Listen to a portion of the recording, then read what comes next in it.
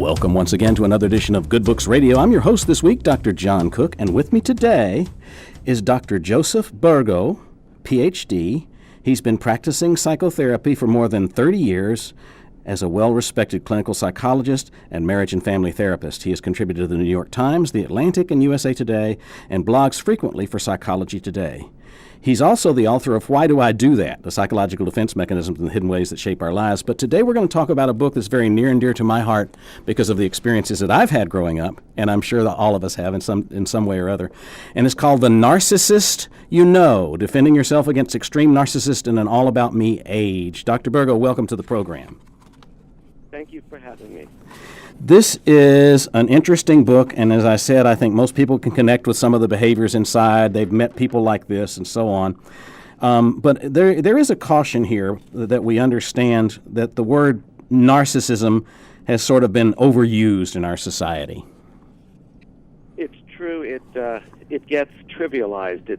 Nowadays it's used as kind of a multi-purpose put-down to take the air out of people who think a little bit too highly of themselves. One of the goals in the book is to show that narcissism really exists on a spectrum of possibilities, so that we have healthy self-esteem at one end and narcissistic personality disorder on the other, and a lot of things in between. Mm-hmm. You know, and that's interesting. You even mentioned the diagnostic manual for narcissistic personality disorder and the qualities there, but you're looking at something we're calling extreme narcissists that are sort of a little bit more than just vain and irritating. Right, and they may fall just short of meeting the diagnostic criteria for narcissistic personality disorder.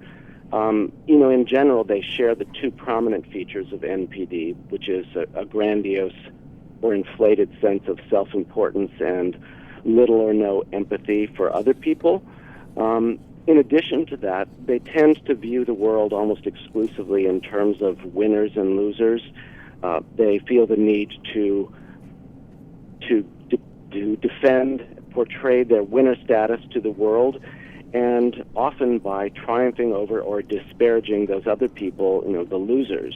And if that reminds you of a current presidential candidate, you can find out more about him in my book. Yeah, the notion of the world being divided strictly into winners and losers seems to be important to how narcissists operate. Yeah, it isn't just enough to feel good about yourself. I would call that normal or healthy self-esteem. I mean, everyone needs to feel good about themselves, to feel that they have value, and to have confidence in their abilities. But healthy self-esteem usually leaves room for other people to feel good about themselves too. It's not, a zero-sum game. With the extreme narcissist, he has to feel good by making other people feel bad. Mm-hmm. He becomes a winner by making other people into losers, sometimes obviously, sometimes not so obviously. Yeah, there's some underlying things that were very interesting to me to read about it. One is that self-centered or preoccupied people are fairly insensitive to feelings, but they're often envious or jealous, and they easily take offense, and they dominate conversations, and they make themselves the center of attention. And those kinds of things are not totally uncommon for most of the human race at some point or other, right? Well, they're not. And part of the problem with the DSM model of mental illness is that it makes you think there's this discrete entity, this diagnostic category of narcissistic personality disorder, and that applies to these other people who have nothing to do with me because I don't have that disorder.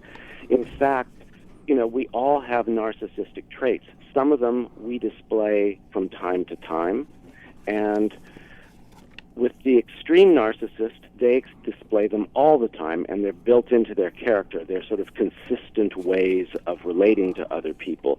They don't all look alike either, but I did want to make clear in the book that these kinds of narcissistic traits that I'm talking about are universal, but usually temporary or fleeting with most of us. Mm-hmm. Now, in my experience, because like I say, this book meant a lot to me because there have been times when I've faced what I would have categorized as narcissistic behavior. One of the triggers, and it's a really powerful understanding for me, is the notion of a narcissistic injury, where somebody's self-esteem is challenged from disapproval or slight or rejection, and that sort of triggers a defense mechanism, doesn't it? It does. I spend a fair amount of time in the beginning of the book talking about this idea of narcissistic injury as something that we all go through. It's an inevitable part of life.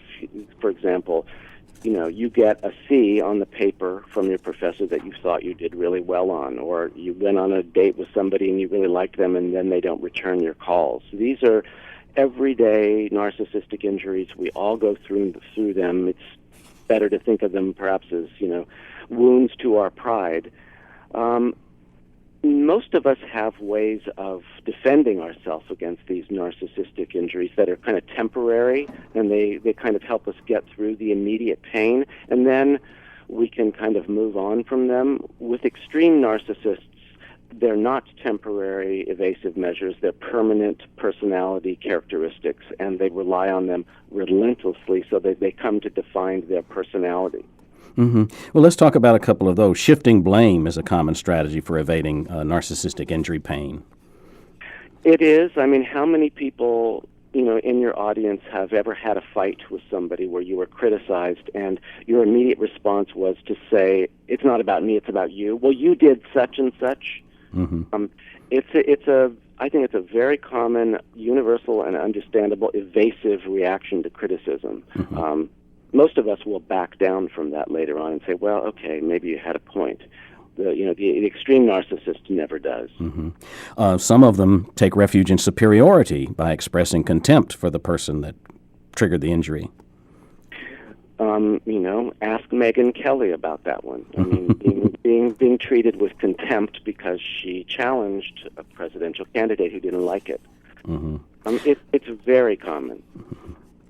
And I want to talk, before we get off of the narcissistic injury, about the power of shame, because I've always had a little bit different definition than you have here for what shame is. So let's talk about shame and humiliation at the heart of the pain that they feel. What's your definition for shame? Well, I think probably most people listening will have had a different idea about shame from mine. Mm-hmm. I think most people are aware on one level or another of John Bradshaw's book, Healing the Shame That Binds You, and his concept of toxic shame. Mm-hmm. I think most of us think about shame as being, these toxic messages you receive from your parents during childhood and other significant others. That makes sense. I have a slightly different idea. No, I don't disagree with that. I totally agree with that. But I think there's another kind of shame that I refer to as core shame, and it takes root early on in development. It's the result of really deficient early environment where you might have a psychotic mother or a postpartum depressed mother, or gross discord in the family, physical violence, so that the normal kind of attachment relationships we expect between mother and infant don't occur. When development differs radically from what Winnicott called, the blueprint for normality. And I think in those cases, what's happened is what's left behind is this sense of defect, of shame that your development did not go right, that somehow you're defective, deformed. It's often experienced as a kind of inner ugliness. This is what I think lies behind extreme narcissism and the development of this kind of idealized false self that's meant to deny all of that damage. I think there's also social shame, there is toxic shame, and I'm just adding a third type, core shame. Mm-hmm. Very good. And there's a little self-test instrument you can take to see if you're easily wounded, if your self-esteem is easily wounded, and categories for that. And it's just it's not by any means a psychometric tool that a professional would use, but it's a good self-assessment tool you have in there where you look at various categories like empathy and self-image and impulsivity and so on. Right. It's really meant to sensitize the reader to all the different ways narcissism can show up. We're used to hearing about it now as this grandiose sense of self and lack of empathy. Everybody's probably familiar with those two ideas, but it shows up in so many other ways. This is my tool to help people get get a little clearer on the possibilities. The last line, it's all a question of degree. Something I've long held is that we all have all the disorders. It's just a question of degree. Exactly. Well, let's look at some of the categories. The first one out of the chute is the bullying narcissist. What's the nature of those guys? Well, I started with the bullying narcissist because it most obviously displays the dynamic that I think goes on in extreme narcissism, much more so than the other ones. So bullying shows up, I think it shows up most dramatically in middle school. It's the first time we start to see it. There's earlier signs, but this is where it becomes really important because everybody's emerging from the relative safety of elementary school into this whole new world of middle school, and everybody's anxious about their social status. Everybody wants to be popular. Nobody wants to be perceived as a loser. And the bully comes along and builds herself up by identifying a victim, the loser, and then persecuting that person. So on an unconscious level, what the bully is doing is kind of offloading her own sense of shame or defect into the victim, making the victim the carrier, and then persecuting that person. They usually select people who are low self-esteem people to start with, so they make natural targets. But this dynamic of making yourself into a winner by choosing someone else as the loser underlies pretty much all of the types that I discuss in the book. It's just not quite so blatant. And you mentioned the case of Rebecca Sedgwick, who committed suicide from, I guess it was mostly cyberbullying, but it was all kinds of bullying ultimately. Right.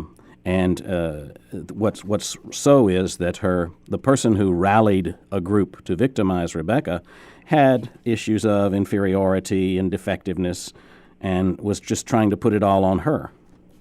Well, exactly, and this is not an uncommon scenario where the bully comes from a very troubled background in which there's lots of turmoil in the parental relationships, and so does the victim. I mean, they have a lot in common, even if they don't seem so at first.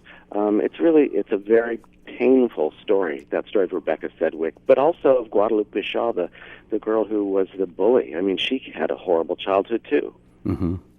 Well, let's go. You cite a lot of famous people throughout the book, and this one's of interest to me. This chapter about the bullying narcissist is I'm a winner and you're a loser, and you talk about the life of Lance Armstrong. I do, and he is a classic bully, even though, in his public image, in his books, and the way he's presented himself to the public, he was a hero to millions of people.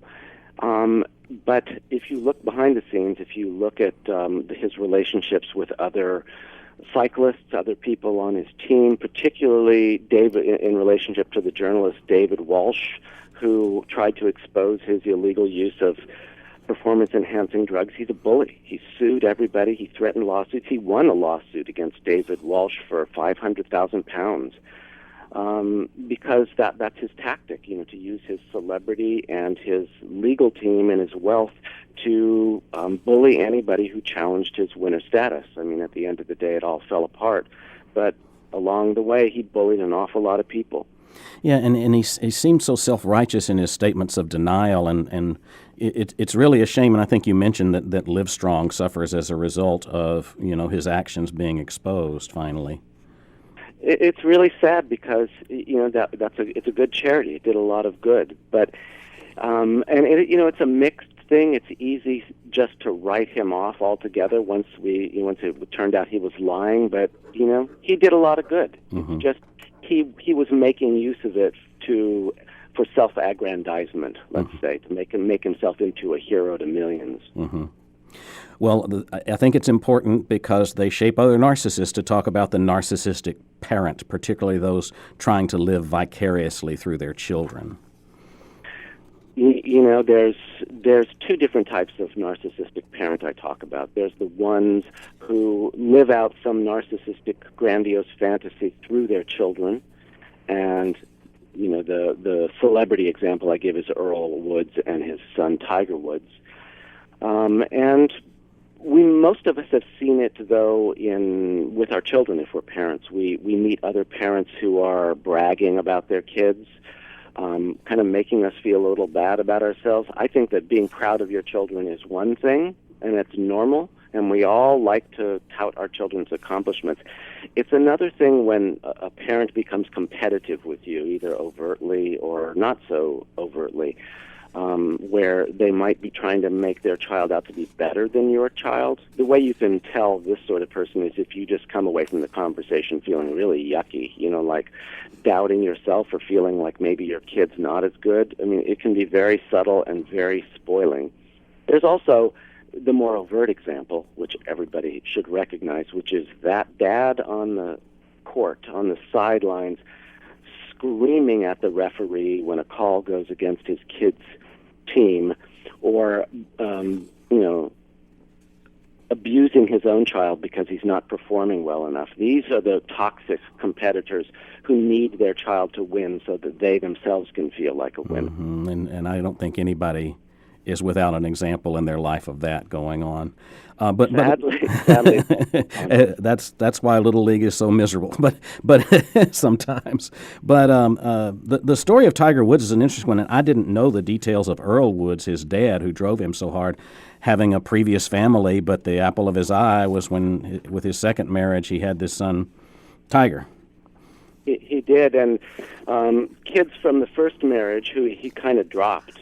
Earl dropped when he got married and had Tiger. They used to refer to Tiger as the second coming of Jesus. That basically he was. And Earl used to say things like, "Tiger is going to do more to change the course of world history than any other athlete." I mean, it's a pretty great. And this is when he was young. This is before he became, a major PGA star. It just he had this grandiose image of his child that was going to prove that he was a winner too. Mm-hmm. Yeah, it was pretty intense, and of course, he wound up suffering for it. And I did not know that either, although I'm sure it's in the news accounts that he was abusive to his wife and to his girlfriends. Yeah, he was, and I like to say that narcissism begets narcissism, mm-hmm. and Tiger was created by a world-class narcissist. Mm-hmm. Well, let's look at the seductive narcissist, because this one plays havoc with our lives sometimes. They're somebody who wants you to want them. Exactly, and it's a different MO from what I describe in most of the other chapters. Unlike the bullying narcissist who builds himself up by making you feel like a loser, the seductive narcissist builds you up, wants to make you feel like a winner, that you're beautiful, that you're interesting, so that you will feel the same way in return about him. It's kind of a mutual admiration society where he'll idealize you and you'll idealize him in return. It's very seductive because who doesn't want to think they're beautiful and interesting? I mean, we naturally fall for it, and it lasts just about as long as your uncritical admiration does. And then as soon as you start to notice that there are problems and find fault, he can turn on you on a dime, and then you're on the trash heap. Mm-hmm. And you mentioned the quality of a heartbreaker. A lot of these people have one unsatisfactory relationship after another. Yeah, it's because they fall in love, and I think on the conscious level, they often believe that they are in love. It's not that they're setting out consciously to manipulate you. They're looking for some idealized romantic love in which they're going to find the perfect person who will then complement their own perfection.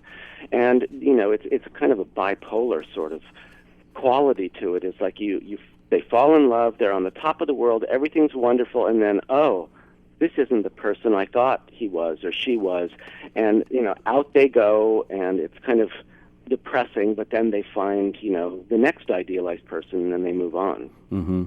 Now we mentioned the classic case of Madonna, who basically went from relationship to relationship to help her career along. She did, and this was a big surprise to me. I mean, I when I started writing the book, I was looking around for celebrity examples, people who were regularly called narcissists, and I didn't know a lot about her, but then I started reading biographies and researching her, and there is this consistent story of people who got sucked in by her, who she made feel like she was totally in love with them, totally into the relationship. There happened to be a number of men who could advance her career, and women. She could be seductive towards both genders. And she used them, made promises to them, and then dumped them when they had done what they could for her. It really was like a kind of a shocking story to me, but it really fit in with the scenario that I understood about how seductive narcissists operate. Mm-hmm. In each chapter, you have a little bit about how to cope with that particular type of narcissist, and I want to get to chapter 11 where you have some good tips in general, but I like the end of the chapter. Don't deceive yourself. Perfect happiness does not exist, and anybody suggesting otherwise might very well be exploiting you. I think that's sound medical advice, Doctor. Well, thank you. And I think that I like to say when it comes to romantic love, humility and skepticism are useful. Mm-hmm. That if someone is idealizing you before they have a chance to get to know you, well, are you really perfect? Do you really believe that about yourself? It helps to be a little humble. And it also helps to be, suspect when someone jumps in both feet first that quickly. You got to get to know somebody first. Mm-hmm. Very good. Well, the grandiose narcissist I want to touch on because we don't want to confuse charisma with the grandiose narcissist, but they're often charismatic and they inspire confidence. They do. They often believe so strongly in themselves that they convey that to people around them. I mean, I think many of the people I discuss in the book, even if they're not in this category, fit that. Madonna, for instance. I mean, she's charismatic. She persuades people around her that she's someone they want to be associated with. Mm-hmm. But there are other people in this chapter who also have incredibly inflated self-images, and they often, not only are they charismatic, but they often accomplish great things because they believe in themselves. They're successful. Yeah, you mentioned the influence of Manson and David Koresh and Jim Jones, but what was interesting was the story of Assange, the WikiLeaks guy. It's fascinating. It was fascinating to me the way he, I think this is a man who believes in his cause. He believed in it in the beginning. I think he probably still believes in it, but over time he bought into this idea of himself as the warrior against entrenched power, and he began to see himself as a cult figure and began to develop groupies around him, and he exploited them. He really bought into the legend story about him and became kind of paranoid and imagined all these things that were happening even before he became the hero of WikiLeaks. He imagined he was being trailed by the CIA. He imagined everything he did was followed by, the powers that be in the world, even in the beginning, before he became anybody important. It's an interesting story, and he again came from one of these kind of awful backgrounds, even though he tries to spin it. Yeah, I think that's. I was going to go there next. The background that he has, even though he made it sound like that it was a fine and wonderful upbringing, that's pretty typical of everyone. Somehow has a wound from either neglect or the ego of their own parents not allowing themselves time for their kids, or something from their childhood plants this seed. One thing that came as a surprise to me was how often in the backgrounds of these people I was researching was abandonment, like early abandonment or being put up for adoption. Mm-hmm. It was really common in a lot of these people. There's something about that being given away that I think is on some level, even if you end up in a decent, adoptive family, there's something about the fact that your mother, your parents gave you away, or your dad didn't think you were worthwhile sticking around for, that is, it just instills this kind of core shame that I'm talking about. Mm-hmm. Well, let's look at coping with the Narcissist You Know, because we're getting near the end here. We have about 5 minutes, and I want to look at some of the recommendations that you make in that chapter. Well, the first one is set limits when you're managing a narcissist. These people, one of the criterion that sets them apart is this sense of entitlement. Mm-hmm. They often feel that rules rules pertain to other people, that they should have what they want when they want it, and that other people exist to serve them. So they're kind of exploitative and manipulative.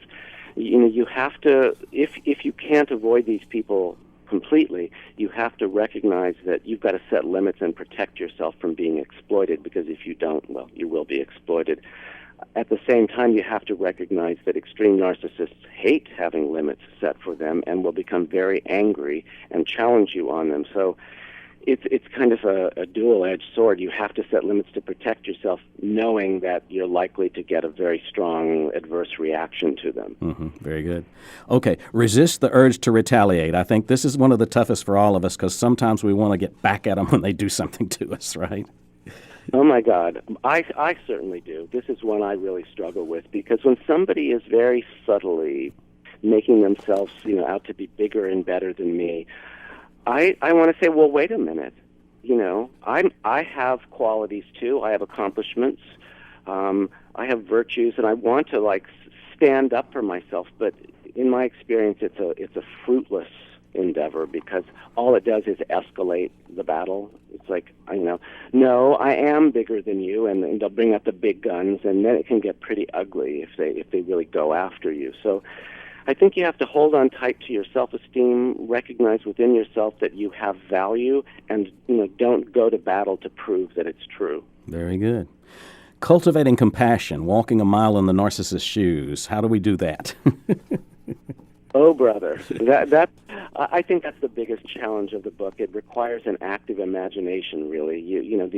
These defensive mechanisms I talk about that we all use to protect ourselves when our pride is wounded.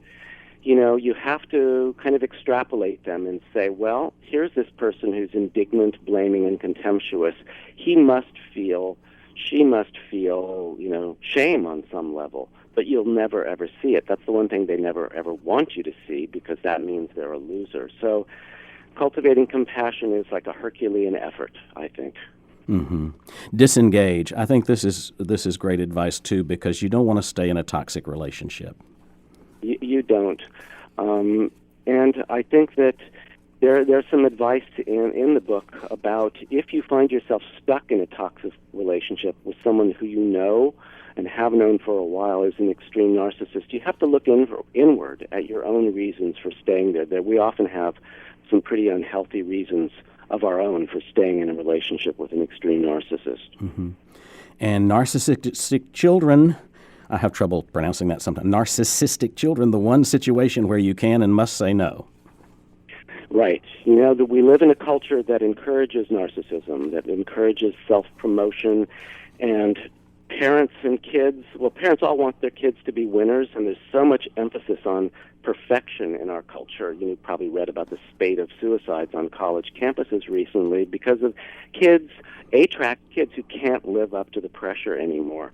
So I think you've got to model humility for your children and not drive them to be winners. And when they are really narcissistic, you can't collude with them. You can't play along. You've got to say no. It's hard to do. Mm-hmm.